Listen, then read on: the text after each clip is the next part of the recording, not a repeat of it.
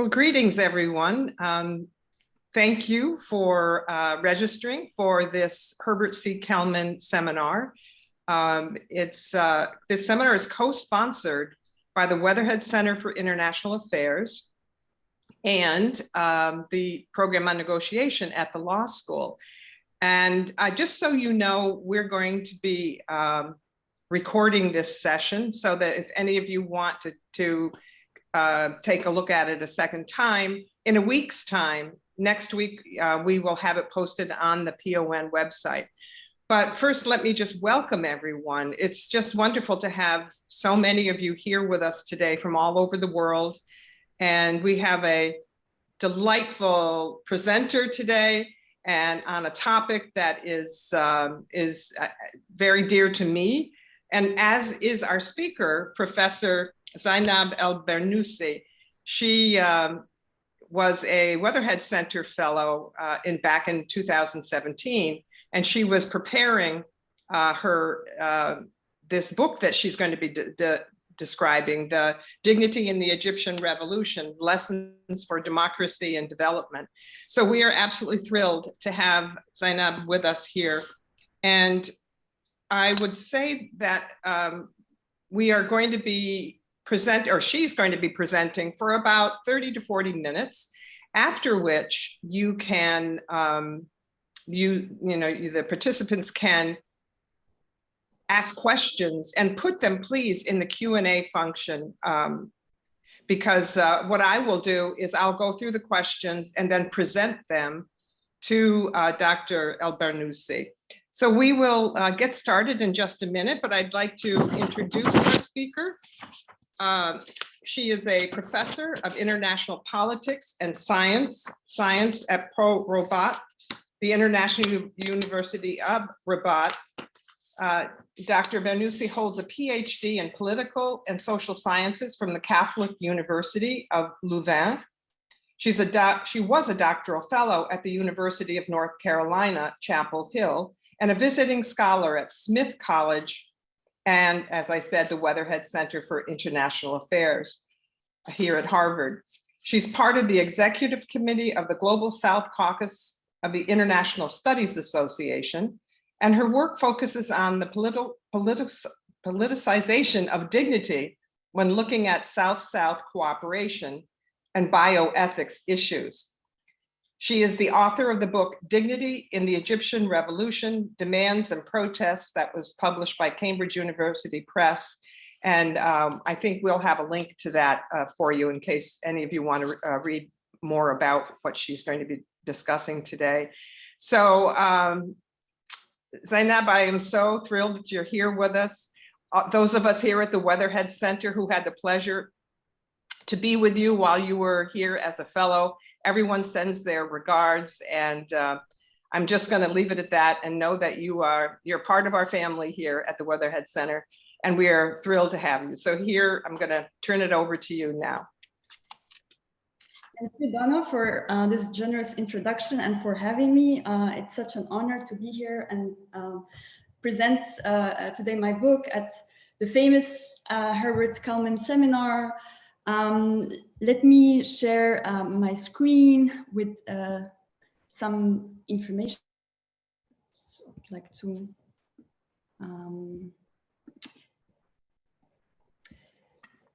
so I had the immense honor of meeting Herbert in 2017. As Donna mentioned, I was at the Weatherhead Center, and his work on psychological approaches to conflict resolution are, of course, seminal in the field, but also particularly inspiring to me in their push for interdisciplinarity in international relations, something I really value as a scholar and educator.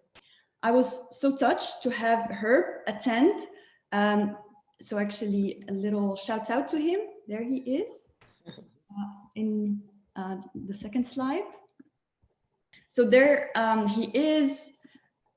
So it was really touching, and I also want to quickly take the opportunity to invite everyone here to come celebrate him at a special tribute that will be organized on March 22nd. More information will follow. I'm also so grateful to seize this opportunity and say a big thank you to Donna, that I have the chance to call my mentor, my moral giant, and my dearest friend. Your work, Donna, is what single-handedly brought me to think about the power of dignity. And in addition, you have been an outstanding model of human kindness and care that makes my world better. Thank you to the Program on Negotiation and the Weatherhead Center for making this event possible. And especially Diane Long, Billy Fairfield, James Kerwin, Nicole Bryant, and all who supported us. And of course, thank you to our audience for joining us. I'm so touched to see you greeting us from all around the world and all those exciting places. So in this talk, I want to address what I've been experiencing in my personal and research journey, exploring what I believe to be the power of the concept of dignity. And I can't help but also emphasize how it's important to think about how people address one another and wounds of dignity today with what is happening in Ukraine. I pray for peace there and in many other places in the world torn by conflict. My point here is that at times of conflict, it helps to preserve a language of respect that upholds the principle of dignity, especially toward an opponent. So I see that you've been seeing my book, so I'll get back to that. But a synthesis of what I'll be presenting here is first talk about my experience in the Weatherhead Center in the US, because it was crucial to me to finish my book. But I also want to talk about a previous experience in the US, some years prior to that, in New York City more specifically, which ushered me to study Arab solidarity. So it happened for me outside of the Arab world. Then I want to focus on my research process, what motivated me to write about dignity and the case of Egypt. And my findings and some key takeaways that I hope to present to you. So I want to also present a coining of a term, a new term, dignition, that is made up. So it's a portmanteau between dignity and recognition. And the idea is that there is something special about demanding dignity recognition, though the experience is actually not new. And lastly, I want to talk about some research openings that I hope to see more explored, and of course hear from your feedback. So just to go back to the cohort picture, so I also point to myself right there at the back, but you see also those beautiful people around me. So in my experience there, I had the chance to really connect with many scholars that really helped me in my thinking process about this social study of the concept of dignity. I was welcomed by the amazing director Ted Gilman and his team, composed of Michelle, Eureka, Corey Gillis, Claire Putnam. So I want to give shout outs to them. Claire Putnam, who gave me the opportunity to work with some bright Harvard undergraduate students, Sarah Benz, who helped me organize my seminar. And the list is really long, so I'm just here talking about some of those amazing people. I met the amazing Michelle Lamont, the director of the center back then, and I'm going to quote her because she described the experience at the center as being in a candy shop, because you have so many appetizing opportunities to connect with inspiring and kind scholars. And really that is something that I want to highlight. For example, I got the chance to connect with a French public servant, Adrien Abécassis, who works on populism in Europe, and this ignited much lively discussions about the issues happening around us. I reconnected with two former colleagues, Mikhail Mohammedin from Russia and Zhou Kai from China. With Kai, actually, we are currently collaborating on a comparative study on the internationalization of higher education in China and the Arab region. I was also generously helped in my research by Bill Granara from the Center of Middle East Studies, Joseph Green from the Semitic Museum, Melanie Kamet, Tariq Masoud, Yuhua Wang, the legendary Joseph Lai from the Department of Government, and Murat Somer, who was also a visiting fellow. And he really enlightened me on the process of secularization in Turkey, as well as Hisham Alawi about Moroccan and Arab politics. So these exchanges really are something I wanted to highlight. I also had the honor of meeting Michael Sandel, which was really a big joy for me. And last but not least, I was so lucky to meet Middle East politics giant Roger Owen, who passed away about a year after I left the Weatherhead Center. So all this to say that my experience at the Weatherhead Center was an enormous highlight in my academic career, but also in my personal life because of having the chance to connect with caring people. So going back to the book, so here it is. Also, I hope you get the chance to get your hands on it. I also I'm going to share a link about it, and also to get a promo code. The book is entitled Dignity in the Egyptian Revolution, Protest and Demand During the Arab Uprising. It was published by Cambridge University Press in the summer of 2021. It has a very, very generous foreword by Donna. I must also insist on recommending her books, especially the latest one on leading with dignity, that many of our leaders need to read. And also, let me get back here. Actually, because we are hosted by the program on negotiation, I want to recommend Roger Fisher and Bill Urey's seminal Getting to Yes, because it's really important in also thinking about dignity demands as a negotiation, but also because it was recommended to me by a very dear professor to me and Weatherhead Center alumnus, Professor Hassan Abbas from Pakistan.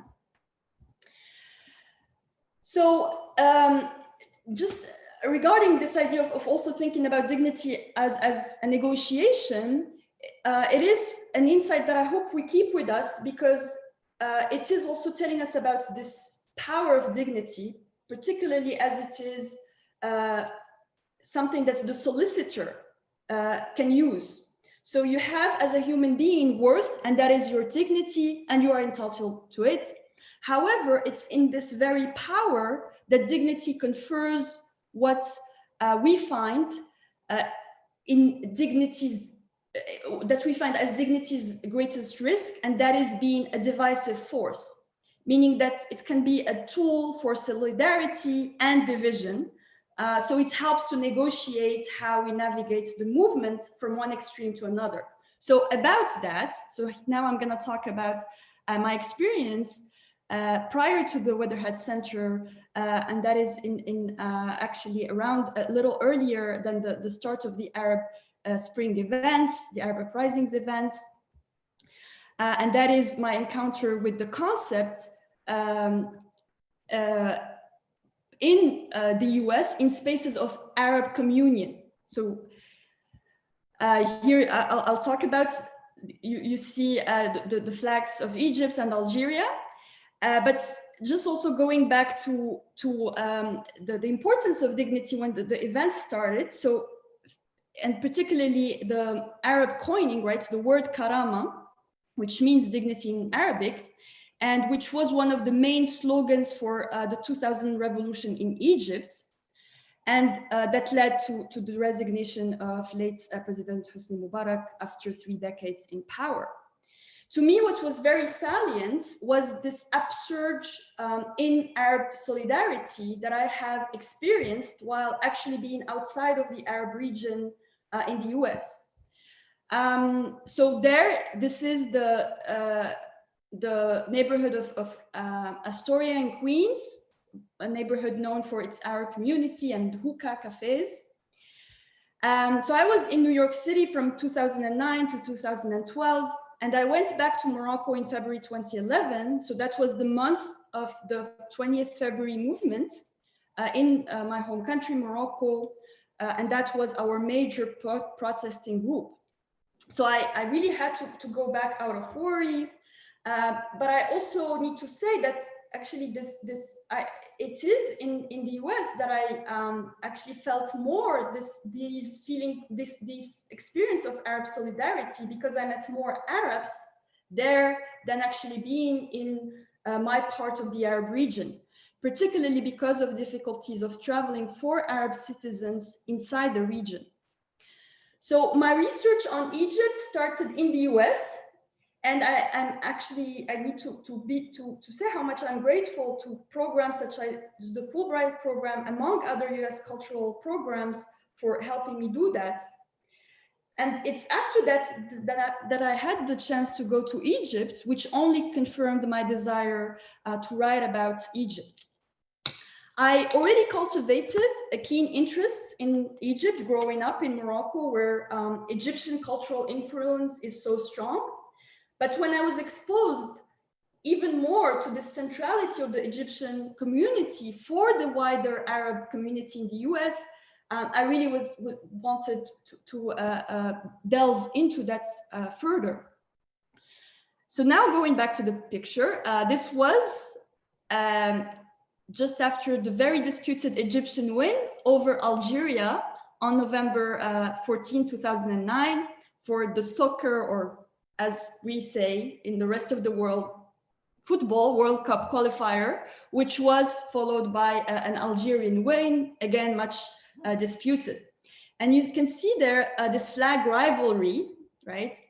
And it also was revealing of a very jingoistic atmosphere, right? So a lot of patriotism from both sides.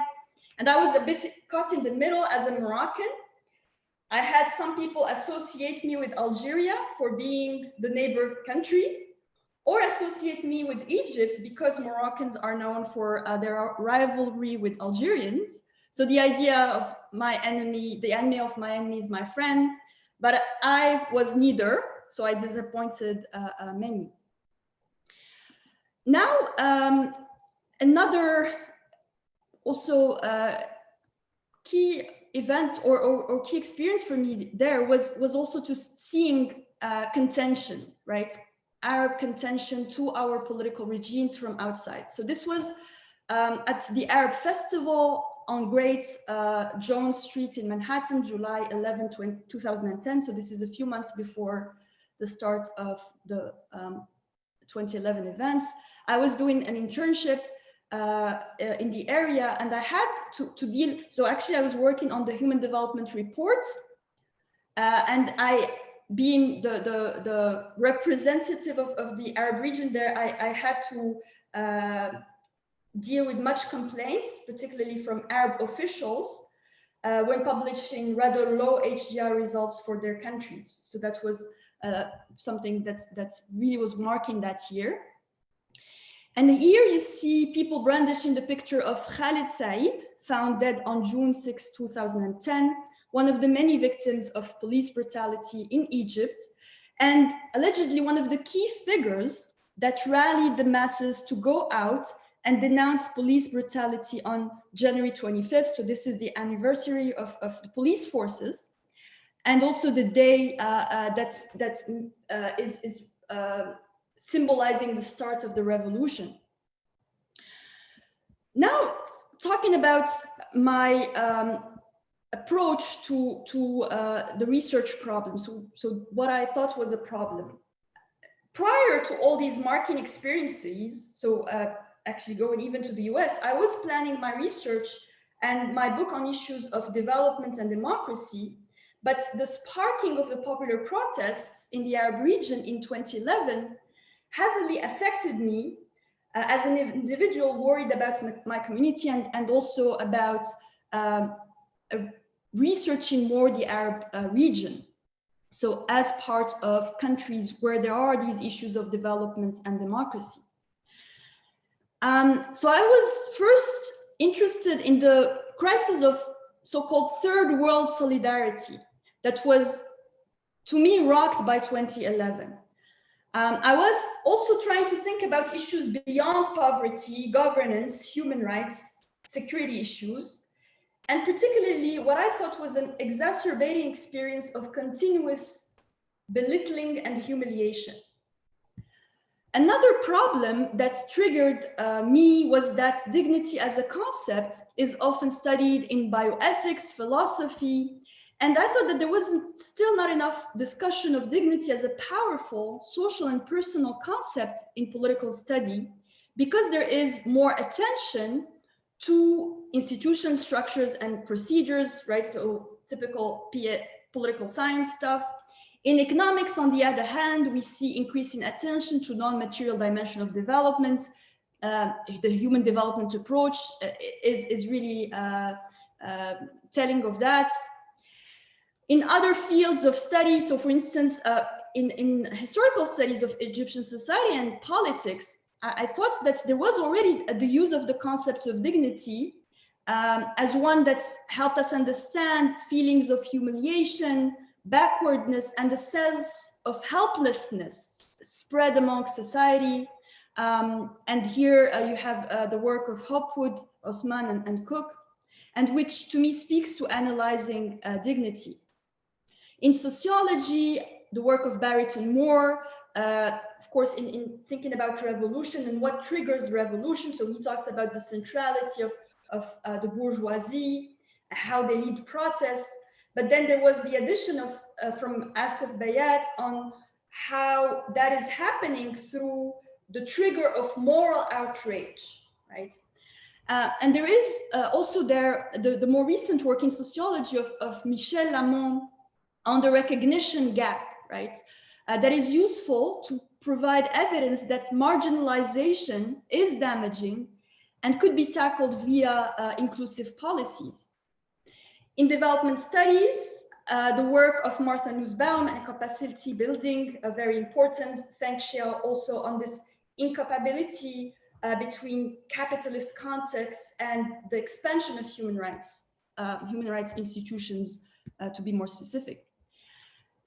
Kurtzer, so in political science, Kurtzer's work on different issues and agendas bringing political movements to mingle in a form of solidarity without consensus and strengthen the momentum of a political opposition was key to my analysis. So he talks about corner concepts that do that. And I thought that this is really useful also in thinking about dignity. Georges Katib was more explicit on the importance of human dignity in the demand for more democracy. Sami Zemni, who wrote about the Arab Spring, brought an important insight on what he calls the need for a moral economy, right? As also something central to these processes of democratization, particularly in the context of predatory practices of business and even in public administration, what we find in many Arab countries.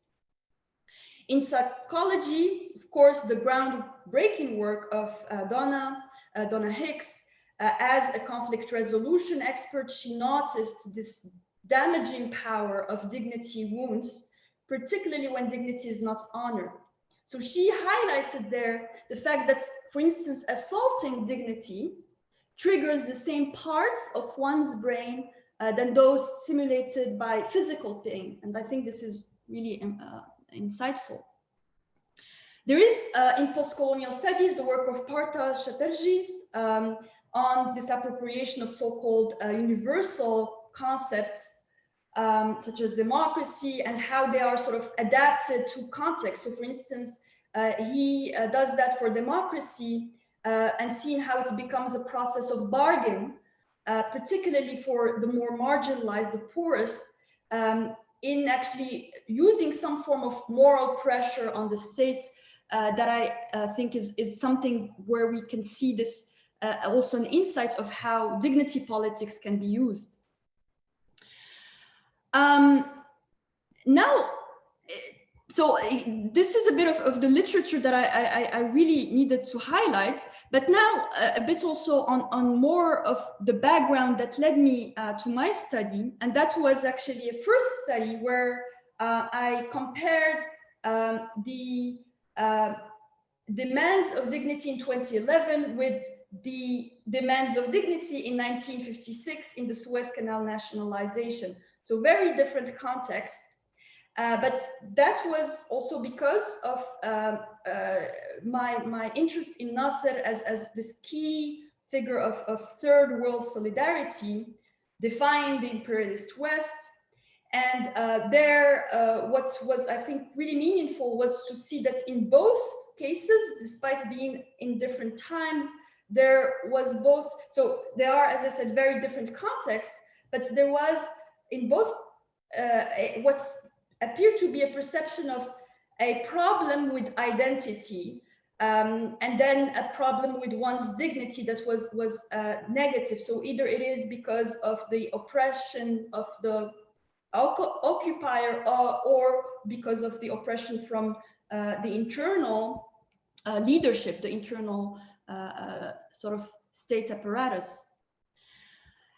And as you can see in the picture, I was struck to see at the beginning of the protest in 2011 in Egypt, young people brandished photos of Nasser as a personification of dignity and defiance, when he actually was also an authoritarian leader, right? So there is a lot of popularity that remains to him as a former leader, but I mean, we cannot also ignore, right, how it was also associated with authoritarianism. So this time, instead of targeting foreign powers as the enemy was within.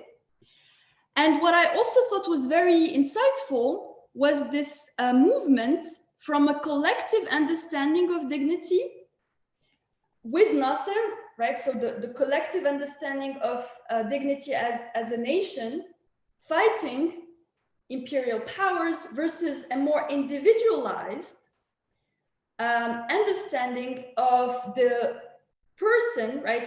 The personal demands in 2011, right? So seeing here really a different sort of context of who is opposing whom. Now, regarding the methodology, I think there were some really important, data sources that I want to highlight. So in terms of what drove me there, I tried to capture the multiplicity and contradictions in understanding this cornerstone concepts of dignity, and refute the argument that there could be a universal understanding of this concept. And indeed, there are multiple understandings of dignity, which reject statements that attempt to present an Egyptian understanding of dignity, a Western understanding of dignity, or a universal one. But it's because oftentimes the definitions are vague or in existence of dignity in very important documents such as the constitutions of different countries, the United Nations Declaration of Human Rights, that represent non-binding customary international law, and other legal texts. This actually facilitates the politicization of dignity claim to serve particular interest groups. So there is that danger.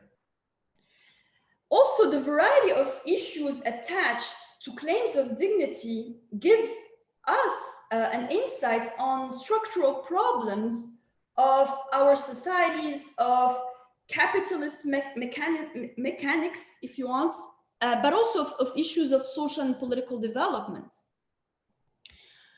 So the focus then became to see how the use of this word, dignity, in a specific context can help one understand elements about how knowledge is constructed in a specific society.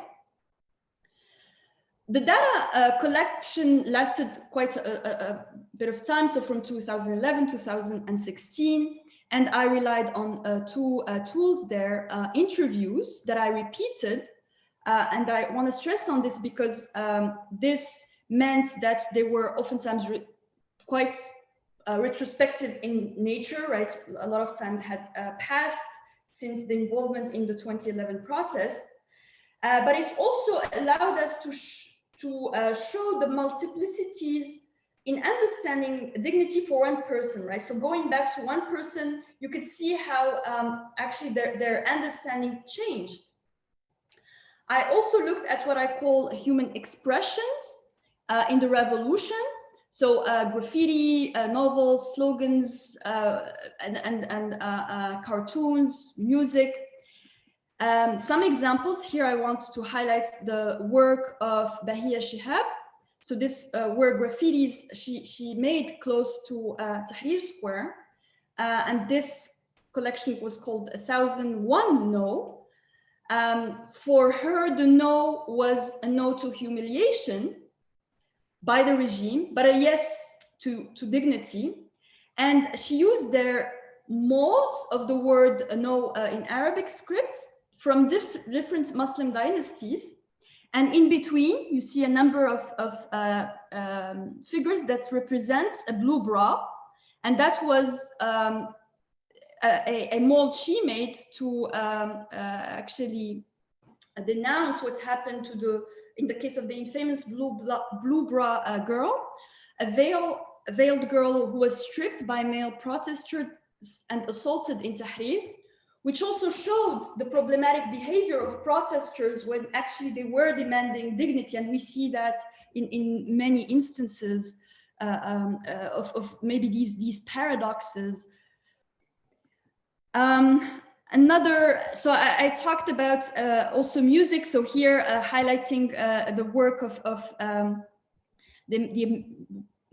one of my favorites, the amazing Arabian Nights, who were particularly fond about celebrating Arab solidarity. And actually many of these artists and social and political activists are now in exile, some died. And I actually want also here to talk about one of them that I mentioned in my book, Ala Abdel Fattah, a main activist of the revolution, who recently published from jail in Egypt a book that is a message of hope and trust in the revolution, which I think is particularly resounding as he is going through so much hardship right now. So I think you'll get the link for those interested. Here also, so this is from a friend and colleague, Filippo Dionigi, and those were stencils of and graffitis that's where you see Nasser particularly as this symbol of denying oppression, right? Defying oppression. So in the book, so actually also the structure of the book is about the key themes that emerge from my study and that are recurrent in terms of what people associate with dignity. You have first materiality that I thought was very present in the sense of money, jobs, but at the same time, lamenting a culture of money and predation. There was also this expression that there is a differential between material life, but the expectations of a better life, right? One of ideals which leaves people with this emotional frustration. Dignity in faith was another theme relevant to the Islamist alternative in these countries. As these providers of dignity compared to corrupt regimes that serve the West. Of course, dignity as a human right. And here, this was also close to an understanding of dignity as political agency and autonomy and the right to democracy. Most importantly, for me, was the recurrent theme of dignity as a problem, because of Arab identity, which brings something new to dignity in this context. So one of the remarks was that there is something about the feeling of being an Arab, what I refer to as Arabness in my research, that made protesters think that their identity condemns them to a tragic fate that is then a sort of conspiracy against them, which prevents them from getting dignity, right? So the feelings of helplessness at the time, because of this identity crisis, almost triggered a need to transform humiliation into self-esteem through a revolutionary act like self-immolation, but also creating a sense that gaining back dignity was both urgent and priceless, but also a basic step to any other endeavor. So the idea of dignition that I mentioned earlier, this portmanteau of dignity and recognition to coin the particular political action of demanding dignity. It is important to remember that in this study I was first interested in the claim of dignity and why it was now all of a sudden important, why there were these global connections, something I talk about in the book.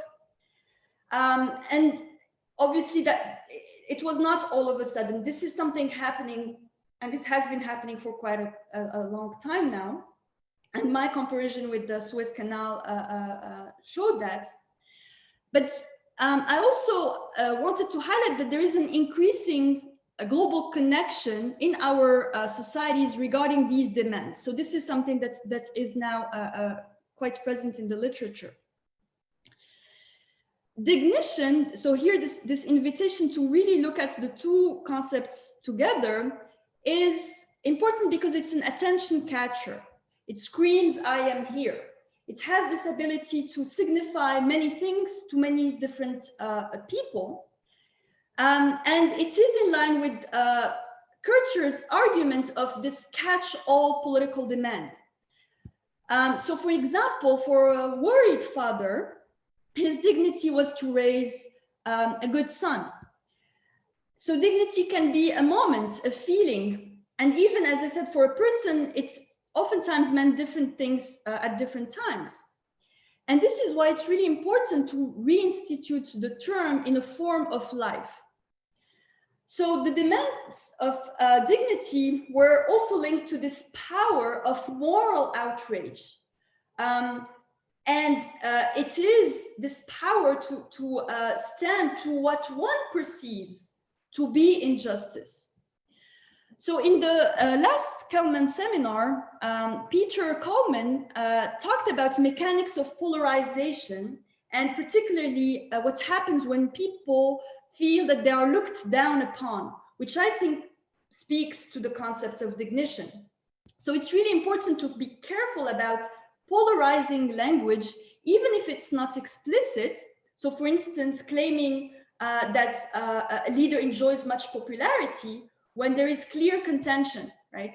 And which leads many people to feel alienated in their own community. So a dignity approach in conflict resolution is very crucial, as it helps anticipate what can be alienating to people. And here I would like to also recommend the important work of Raslan Ibrahim on a human rights approach on the Palestine question, which was also brought up in the last Kelman seminar on issues of polarization, and which I think is really important. To understand also more dignition, I propose in the figure here this mechanism of a funnel to see how demands of dignity are prone to be amplified together. So specific actors with specific meanings can come together, right, and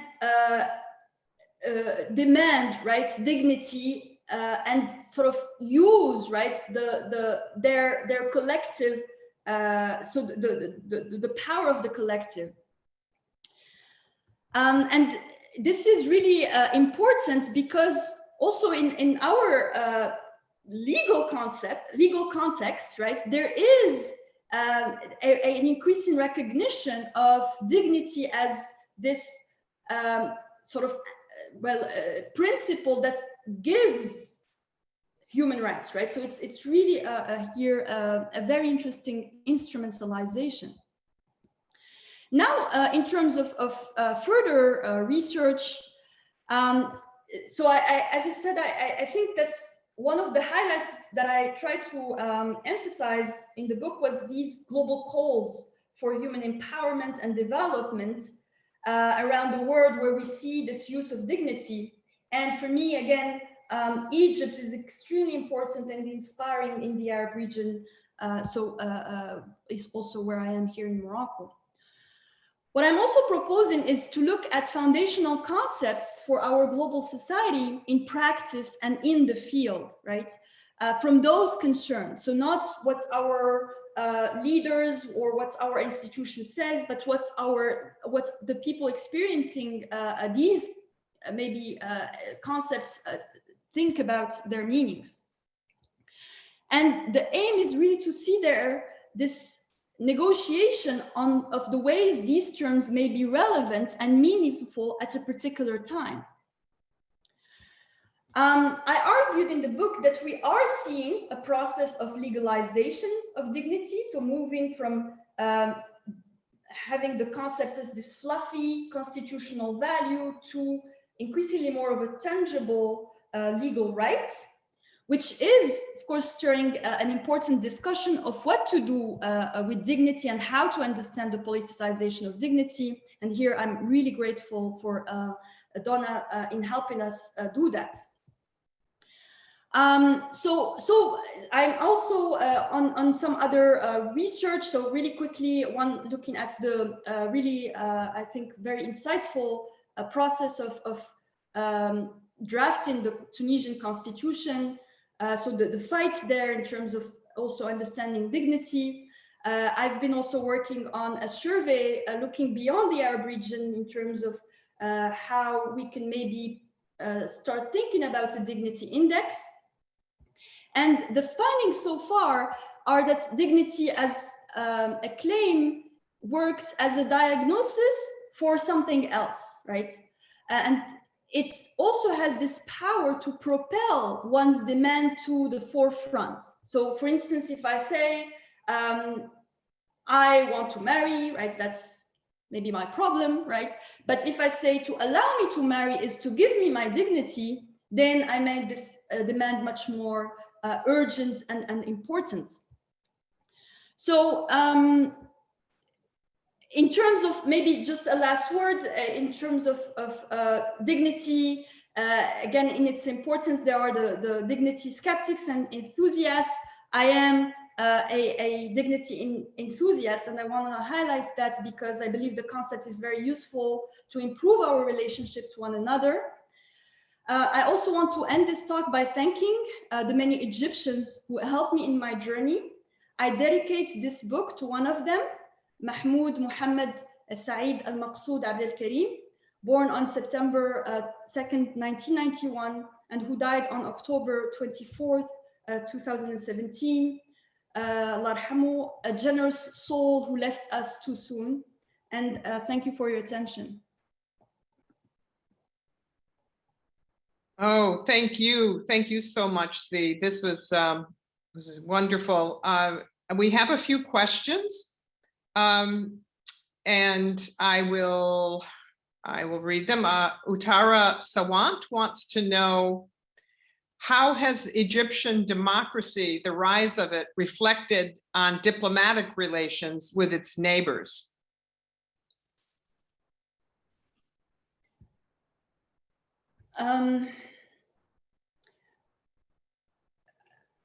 Well, I mean, I'm not in rise of democracy reflected on. Yeah, go ahead. How has it affected the relations around them with their maybe fellow Arab countries? How has that affected it? Well, I mean, Egypt as a country in the Arab region is extremely central. As I said, for instance, growing up in the region culturally, right? There is this significance of the country culturally, but also in terms of leading in its integration, right? So both political, but also economic.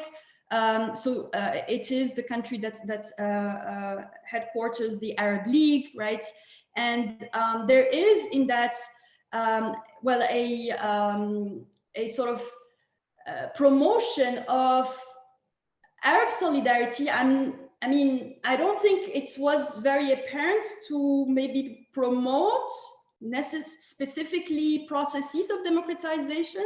Utara, if I can say, so that's maybe not, I don't think that there was this promotion of democratization or processes of democratization, but more of Arab cooperation that is right now a bit in crisis. So there are several reasons, right?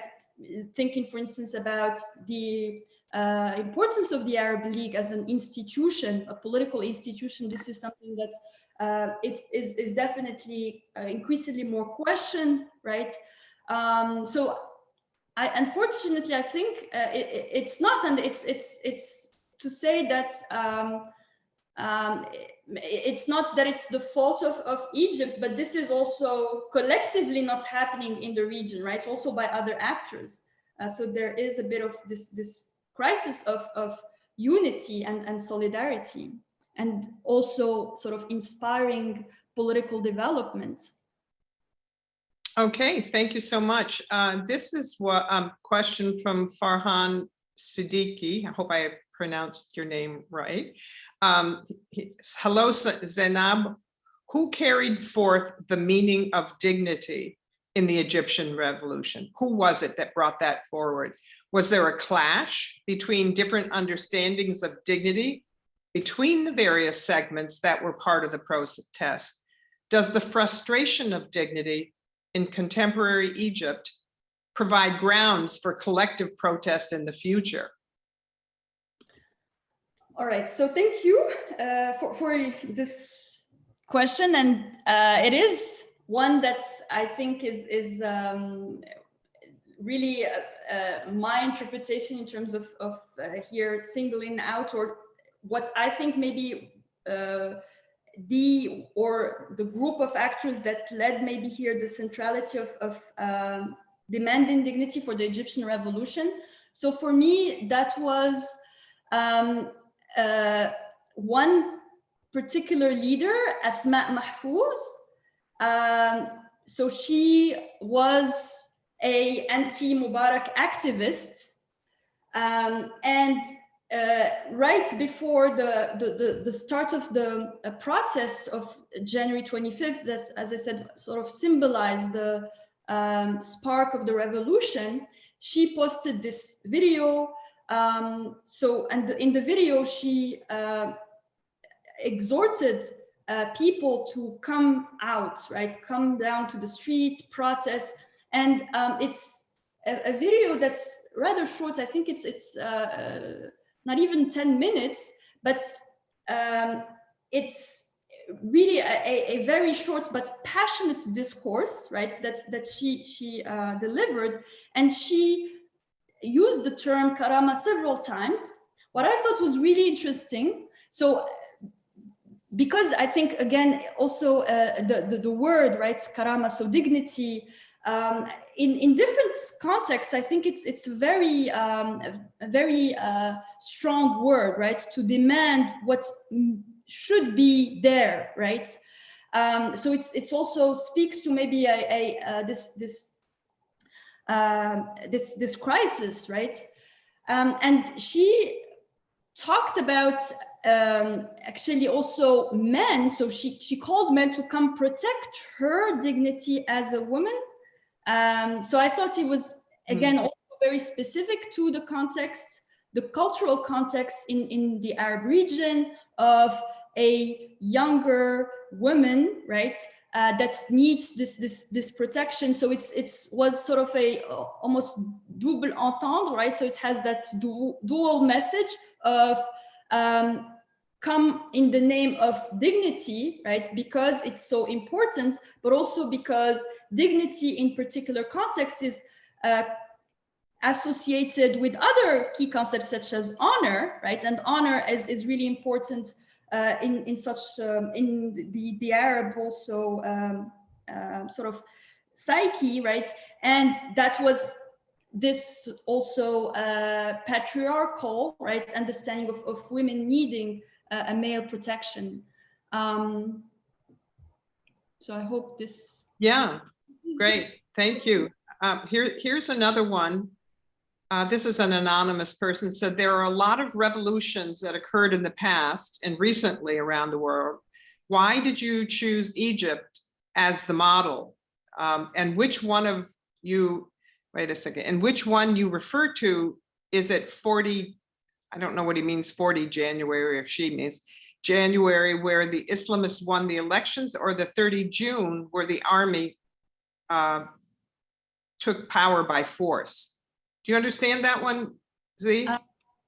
I think so. So I'm referring to the 2011 revolution, not the the one after to that was also for some coined as a coup. So the one that's also led to the election of the Islamists, to the coming in power of the Islamists, which, as I mentioned, was a very important consequence of these revolutions of dignity. There was this recurrent association of dignity as in faith and in Islam specifically. And there we had in a number of countries, so including in Morocco, the increasing popularity of Islamist parties, and they're coming sometimes for the first time to power. So I'm referring to prior to that, right? Prior to actually the coming of the Islamists in power. In terms of, sorry, I think what was the previous part of the question? Let's see, wait a minute, hold on. It was, why did you choose Egypt, I guess was the first part, yeah. I'm sorry. So yes, regarding Egypt, so the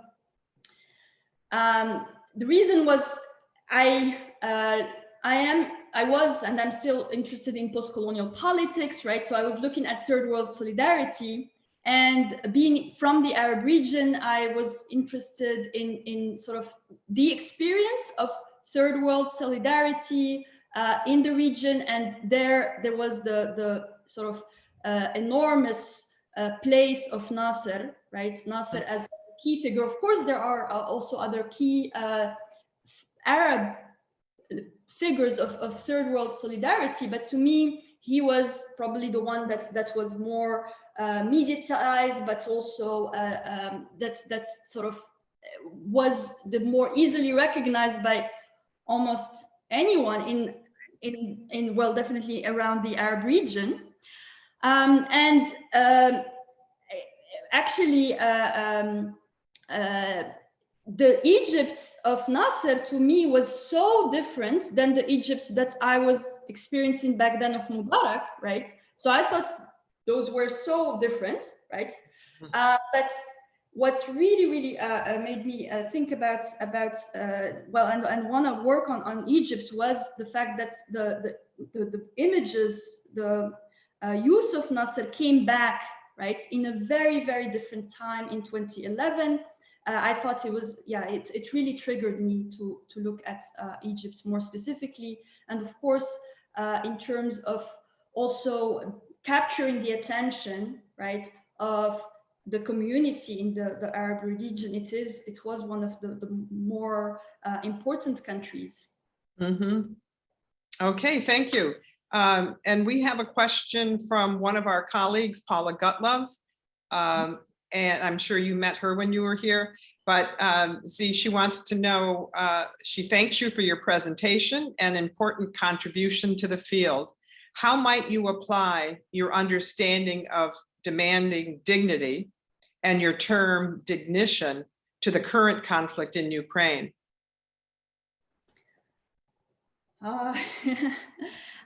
So thank you. I'm so glad to have you with us, Paula. So I think in terms of maybe trying, which really I need to be really careful because I don't have enough knowledge about the conflict and also sort of what led to it. But what really I think makes me think about how dignition can be also really useful to think about this escalation is what I'm perceiving as really someone from really far away and from outside in terms of negative language to talk about one another, right? So that's a language that's alienating language that I think is used from both sides.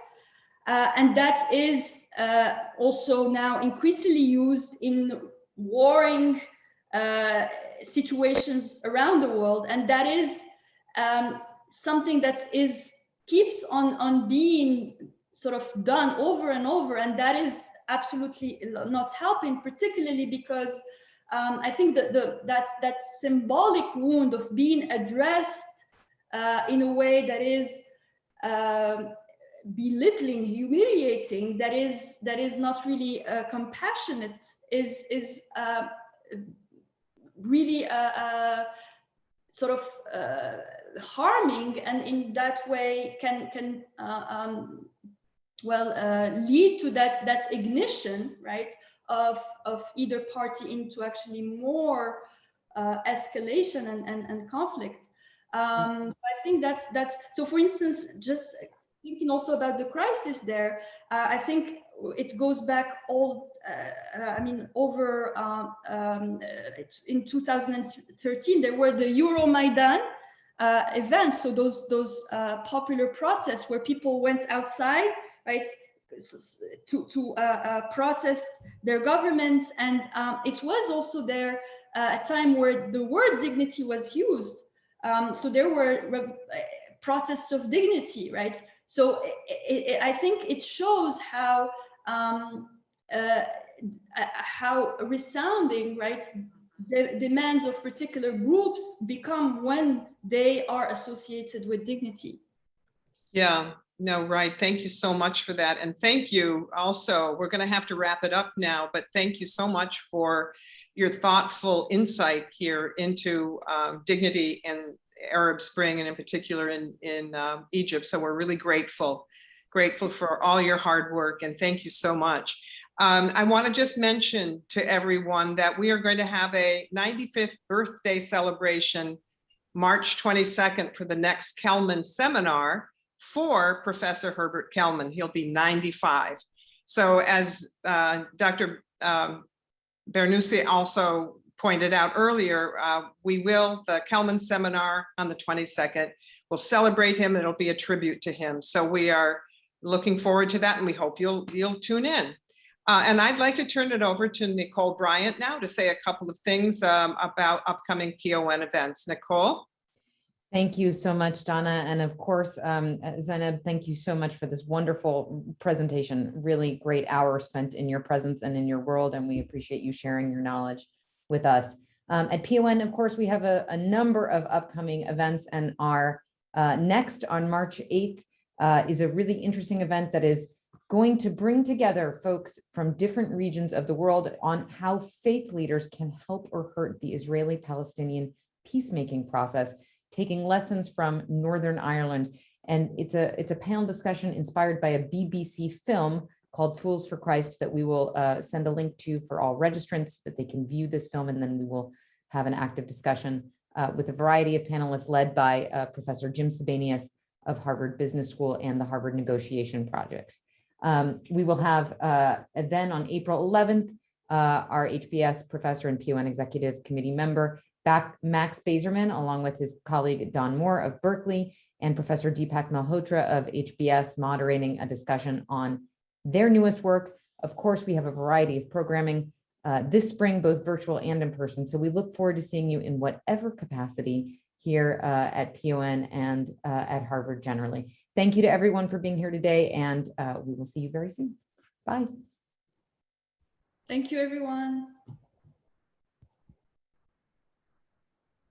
Bye.